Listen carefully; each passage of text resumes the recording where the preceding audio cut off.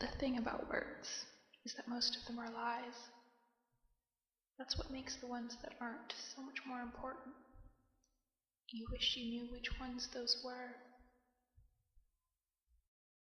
You have a name. It is a good name, a sound name. And after so many years of answering to that same collection of uttered syllables, you find it dear to you.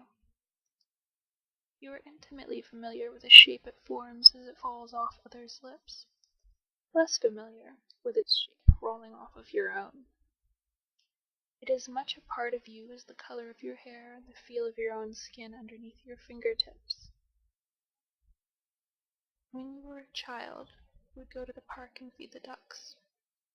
They were loud, and the noise of their incessant quacking grated upon your ears, but you found a certain amount of satisfaction in watching the small pieces of bread disappear down their feathery gullets, and in watching the play of light on the oily sheen of their feathers, and the roll of scummy pond water off their backs.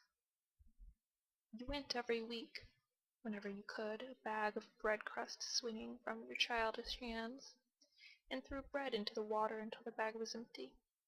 Then you would stand there, just at the edge where the ground began to consider becoming mud, and watch the play of light across the water, and the V-shaped ripples drifting behind the paddling birds.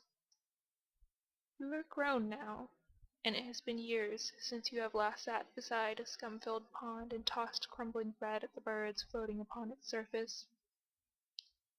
But sometimes you walk by, on your way to somewhere more important, and pause for just a moment, and watch that same play of light on the surface of their feathers, as a child whose name you will never know flicks pieces of bread at the quacking creatures. Sometimes there is a heron, tall and thin, who pauses its long-legged trek across the shallows of the pond for just a moment, to watch the waterfowl before moving on. Its beak is thin and tapered, sharp with purpose, and in its pointed gait so different from the lazy drift of the ducks, you see something of yourself.